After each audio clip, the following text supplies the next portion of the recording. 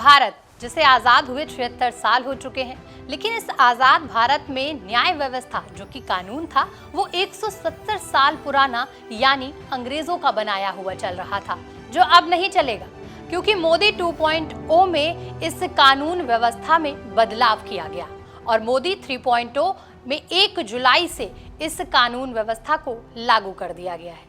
यानी जिसे आप आईपीसी के रूप में जानते थे, इंडियन पीनल कोड, वो अब बीएनएस भारतीय न्याय संहिता बन चुका है।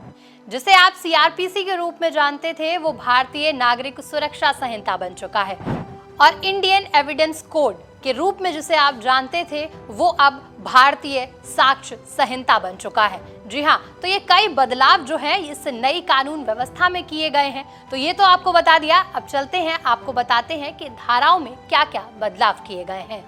नई कानून व्यवस्था में 1860 में बनी आईपीसी अब भारतीय न्याय संहिता कहलाएगी। वहीं 1898 में बनी सीआरपीसी की जगह भारतीय नागरिक सुरक्षा संहिता और 1872 के इंडियन एविडेंस एक्ट की जगह भारतीय साक्ष्य अधिनियम ने ले ली है। इन तीनों नए कानूनों के लागू होने के बाद कई नई धाराएं जुड़ गई हैं और कुछ धाराओं में बदलाव किया गया है। आईपीसी में जहां 511 धाराएं थी, वहीं अब भारतीय न्याय संहिता में 356 धाराएं हैं। सीआरपीसी में 484 धाराएं थी, वहीं भारतीय नागरिक सुरक्षा संहिता में अब 531 धाराएं हो गई हैं। इंडियन एविडेंस एक्ट में 167 धाराएं थी, इनकी जगह भारतीय साक्ष्य अधिनियम में 170 धाराएं हो गई हैं। इन बदलावों के बाद अब मर्डर करने पर धारा 302 नहीं बल्कि 101 लगेगी। धारा 420 जो धोखाधड़ी के लिए फेमस थी, उसकी जगह अब 318 धारा ले चुकी है। रेप की धारा 375 और 376 में बदलाव कर उसे 63 कर दिया गया है। इसी के साथ अब शादीशुदा महिला को फुसलाना अपराध माना जाएगा, जबकि जबरन अप्राकृतिक यौन संबंध अपराध की कैटेगरी से बाहर कर दिया गया है। धाराओं को लेकर ये बदलाव है जो आपके सामने स्क्रीन पर दिखाई दे रहे हैं। जैसे छेड़छाड़ की धारा में बदलाव हुआ है, दहेज हत्या, दहेज प्रताड़ना, हत्या, हत्या की कोशिश, गैर इरादतन हत्या, लापरवाही से मौत, देश के खिलाफ युद्ध, देशद्रोह, गैर कानूनी सभा, मानहानि, धोखाधड़ी, चोरी, डकैती, लूट, इन सभी में बदलाव किया गया है।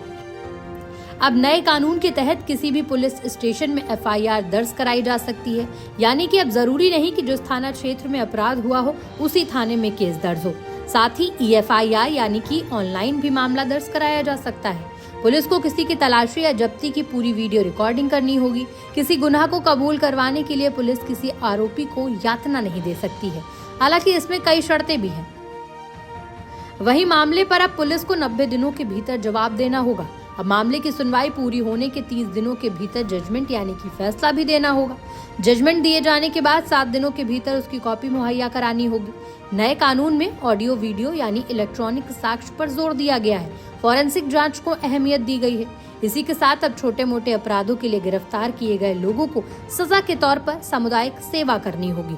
नए कानून व्यवस्था में ऐसे कई बदलाव किए गए हैं। आपके मन में सवाल होगा कि ऐसा क्यों किया गया, पुराने कानून व्यवस्था में क्या कमी थी? तो बता दें कि संसद में गृह मंत्री अमित शाह ने इस पर तर्क दिया था कि अंग्रेजों के पुराने कानूनों का उद्देश्य सिर्फ दंड देना था, न्याय देना नहीं। इसलिए ये सभी बदलाव किए जा रहे हैं।